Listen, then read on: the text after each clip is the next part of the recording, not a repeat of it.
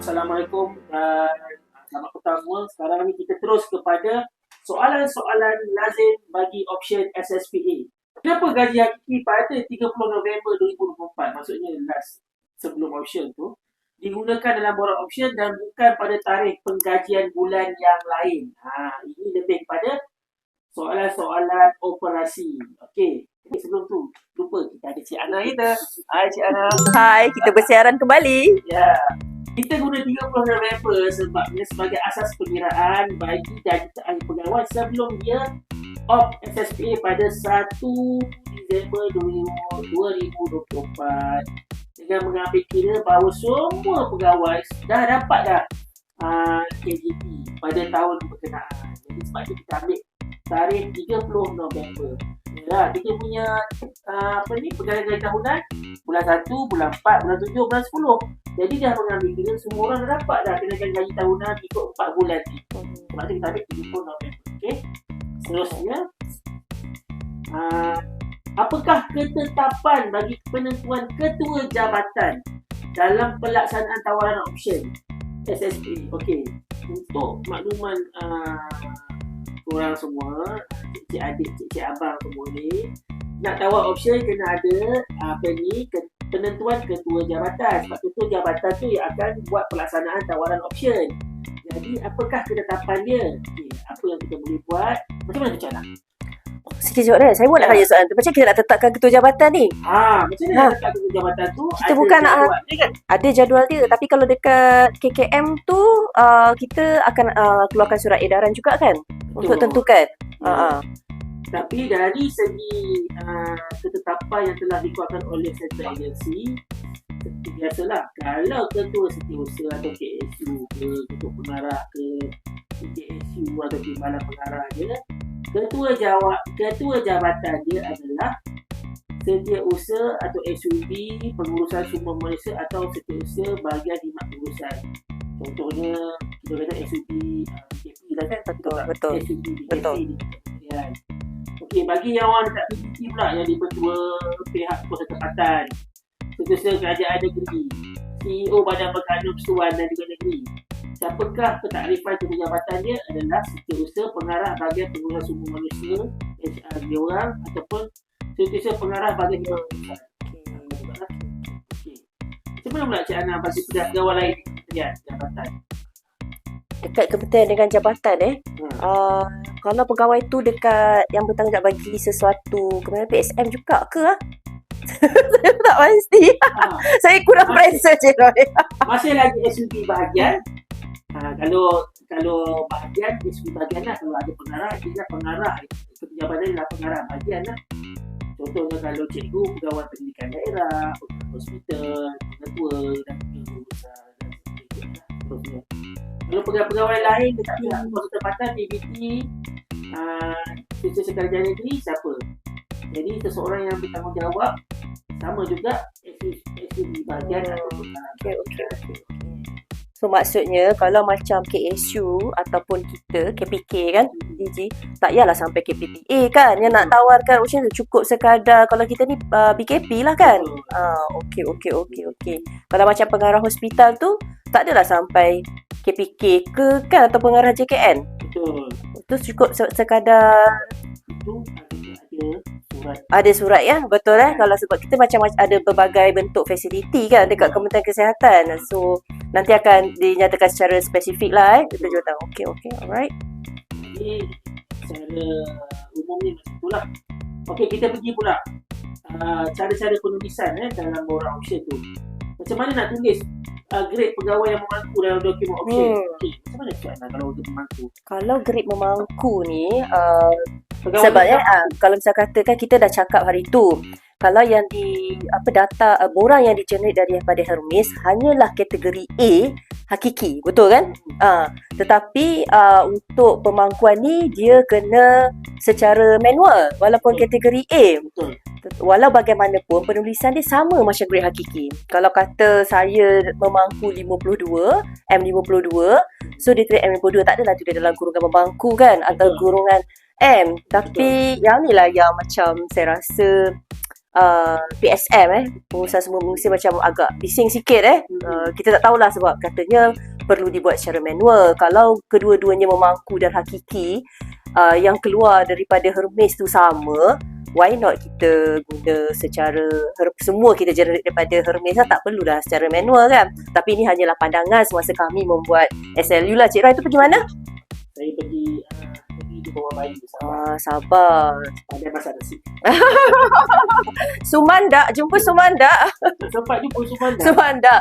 Okey. Saya pergi ke Sarawak. Jadi soalan-soalan tu lebih kurang sama je lah antara yang saya terima dengan Cik Roy. Okey. Dan juga di Sabah dan juga di Sarawak. Antara soalan yang famous juga yang ditanya oleh PSM, sebab mereka ni yang nak menawar, yang akan membuat kerja-kerja operasi untuk print borang option dan keluarkan tawaran option tu kepada kita semua.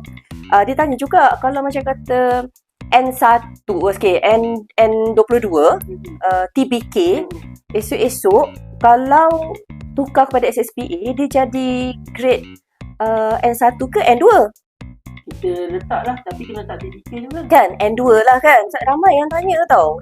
N22 ni, TBK ni dia ingatkan tukar jadi N1. So tak tukar jadi N2 tapi kena letak TBK. Kalau ada yang macam M48 KUP, kan sekarang ada kan banyak kan PTD, M48 KUP ataupun M50KP kena letak M48 KUPJ Betul. KUPJ. So kena KUP jawatan. Kena initial sebab dia kalau kita okey bukan kalau yang kena initial lah. Kena initial ke tak perlu kot. Tak perlu. Boleh itu generate daripada Hermes je kot kan. Yang kena initial tu. Okey, kita dah tapi kena initial lah. Sekiranya maklumat sandangan berkenaan tiada di dalam borang option yang dijana dari sistem Hermes PSM boleh initial lah pada maklumat tambahan sandangan lain. Tapi kalau yang manual tak perlulah. Initial kita tulis sendiri kan. Sama ada boleh type ataupun tulis tangan jenuh lah Kalau bertabah lah.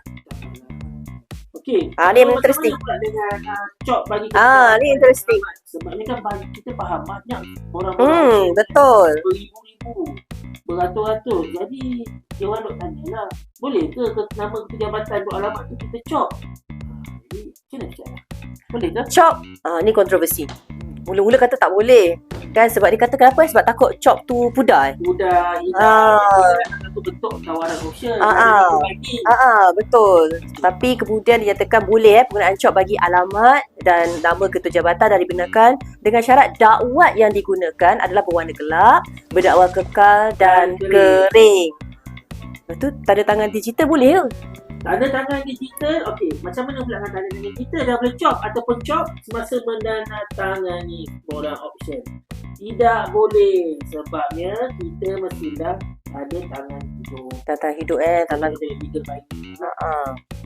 Dan tangan basah katanya Tanda tangan tak boleh cop juga Betul. Jenuh lah tanda tangan lah semuanya. Tapi bagi orang kata mengurangkan macam semua PKP ke semua SUP yang tanya, katanya boleh macam turun kuasa kot kepada contohnya TISAP ke ketua-ketua unit ke. Saya dengar macam tu, betul ke? Saya dengar pun macam tu, tapi kita akan keluarkan. Tak confirm lagi sebab macam terlalu banyak lah ketua jabatan yang Cik Roy senaraikan tadi tu kan bagi SUP. Entahlah SUP PKP kalau kat sini je dah 4,000 tak? Betul. Dah tanda tangan 4,000 satu kita tanda tangan hidup. Saya ingat tangan ni.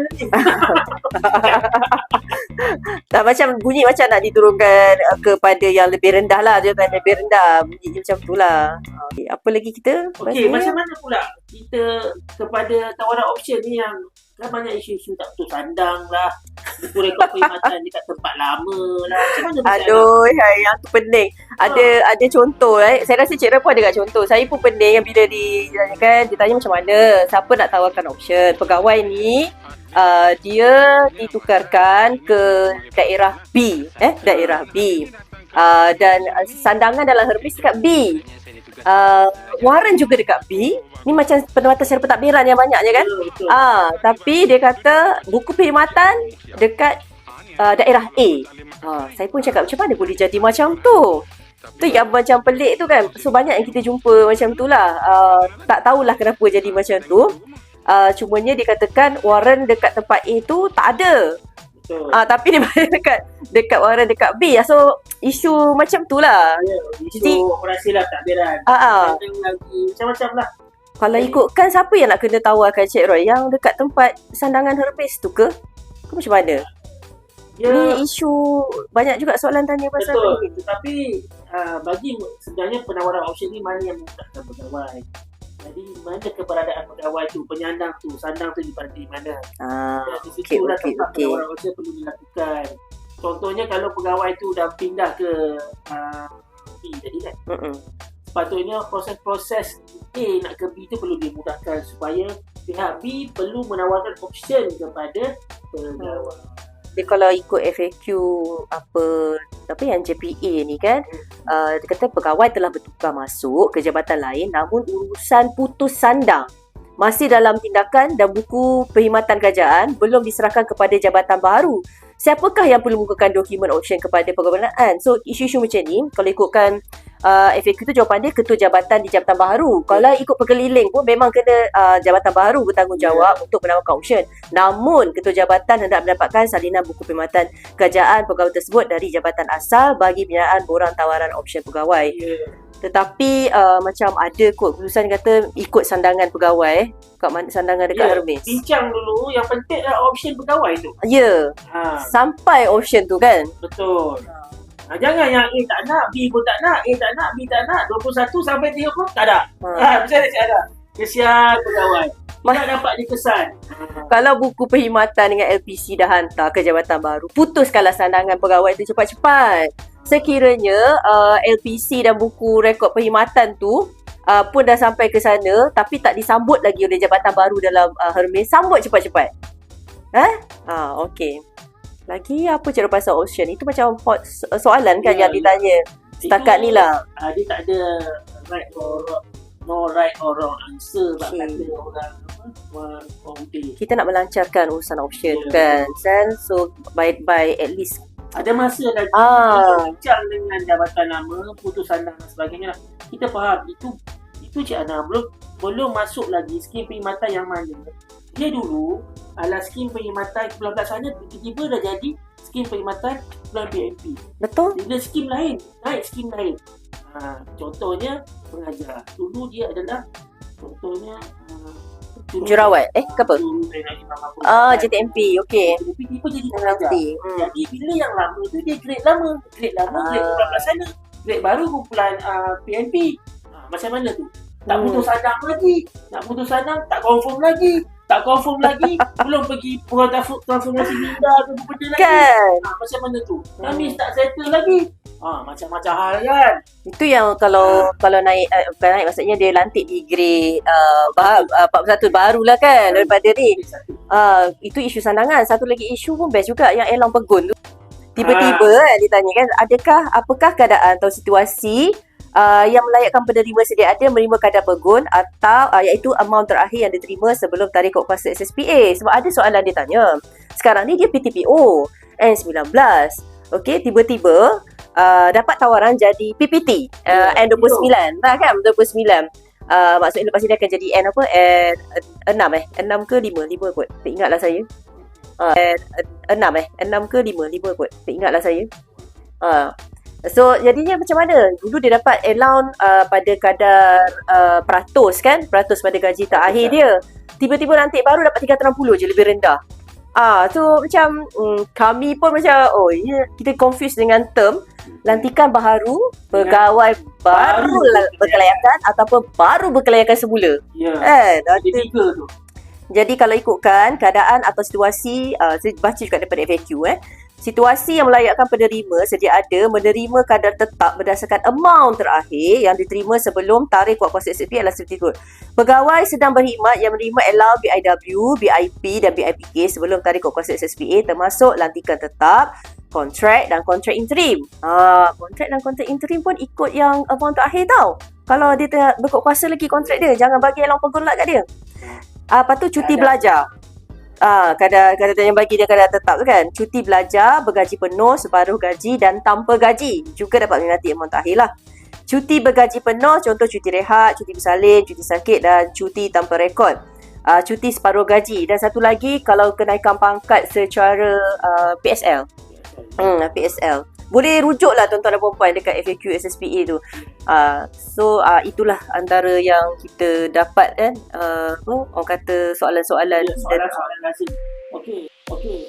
Cik Abah, Cik Kak semua, kawan-kawan semua, kalau nak tengok FAQ tu pun mudah juga. Buka website MOH, dia dah terpampang portal FAQ. Tak kira kerjaan, tak kira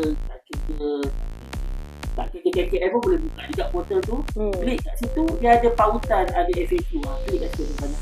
Semoga membantulah Cik Abang, Cik Akak semua ni supaya dapat sedikit lah apa ni soalan-soalan lazim pasal SSP ya Cik Ana.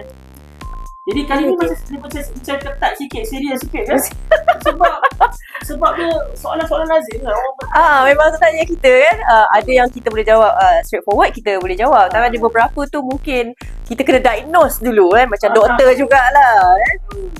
Ada satu soalan yang bertanya Elon Pegun tu, ditanyakan sekiranya dia macam dia di grade 52 lah 52.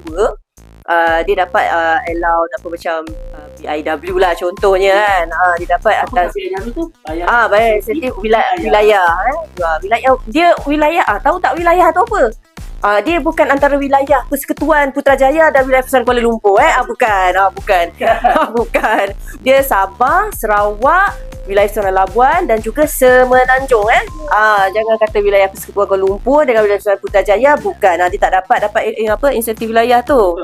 So daripada grade 52, dia kira BIW dia tu ikut peratusan daripada gaji terakhir kan, abang terakhir. Tiba-tiba naik 54, nak bagi pegun ke nak ikut yang akhir? Kita yang tu pun macam kita refer dulu dengan JPA kot. Bos kita refer dengan JPA juga. Yang tu nak kira macam mana? Baru berkelayakan ke? Baru berkelayakan semula ke? Kan?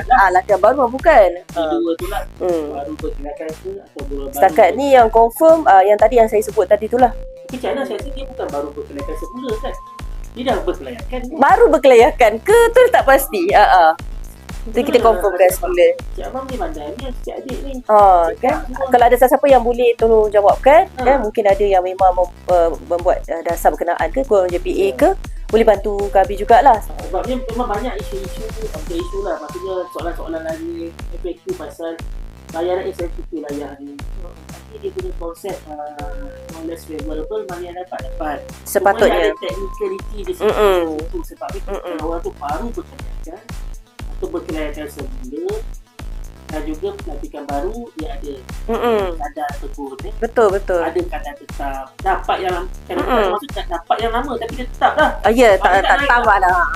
Sepatutnya begitulah. No less favorable. Even kalau misal kata bayaran insentif wilayah dia tu misal kata dia kena daripada Sarawak pergi ke Semenanjung. Okey, bayaran insentif wilayah lebih rendah lagi daripada KOLA. So dia akan dapat KOLA. Macam tu. So maksudnya no less favorable. Tuan-tuan dan puan-puan, tu konsep dia. Okey, apa lagi kita? Ada dah habis dah option kan saya rasa. Operational operational. Ada yang tanya pasal contoh gaji Dia pelik sikit bila kita dah gabung-gabung skim grade dekat dalam SSPA ni. Contoh macam grade 24, KGT dia dah tinggi tau. 100 contoh 20, tapi dekat dalam perkeliling tu KGT dalam jadual tu 115. Grade 24 tu kira grade berapa dekat dalam SSPA? 1, 2, 3 kot. Macam kan dia gabung-gabung kan. So lebih rendah bila kita tengok jadual dia. Tu dia tanya macam mana. So tuan-tuan dan puan-puan, sekiranya kes tuan-tuan dan puan-puan macam ni, kita kan UP kan KGT tu dapat juga 120, bukanlah 115. Nampak tak konsep no less favorable masih terpakai lagi dekat situ. Betul. Apa lagi banyak cover banyak saya rasa dah banyak dah. Alhamdulillah, saya rasa mungkin orang dah lebih faham secara dasarnya, dah faham. Cuma lepas ni secara operasinya lah. Betul. Untuk penawaran option kita harap berjalan dengan lancar lah. Mungkin kita nanti next video kita nak sentuh pada ziarah taman wilayah. Taman ziarah wilayah. Taman ziarah wilayah ni pun dia ada technical. Jadi yang sedia ada dengan SSPA. Tapi dia lebih bagus taman ziarah wilayah ni kan. Betul. Saya rasa ramai yang suka lah. Masa saya pergi ke Sarawak tu. Betul. Seronok. Sangat seronok dapat benda tu sebab contoh yang dia seronok sekiranya dulu masa SSM tambang TMWA dia panggil dia TMWA. Bila pegawai dah guna sekali, anak dan isterinya tak boleh guna. Tapi sekarang tak kan? Betul. Anak dan isteri pun boleh juga guna. Dan dia tukar tu je lah. Dulu kita ikut wilayah asal tempat lahir mak ayah kan. Sekarang ni ikut tempat menetap ibu dan ayah. Tapi pegawai kena declare lah. Declare balik semula ya, tempat menetap. Tapi nanti akan keluar pergerakan berasingan lah macam mana nak declare, nak guna apa, bil air ke, bil elektrik ke. Tak tahulah kita.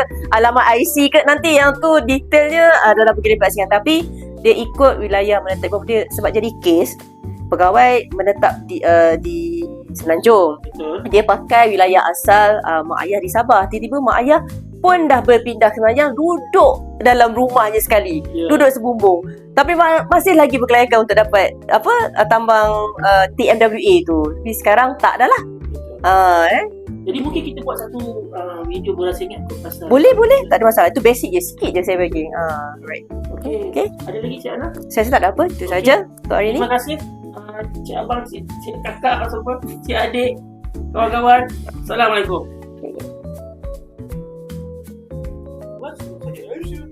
Tak selesai cakap.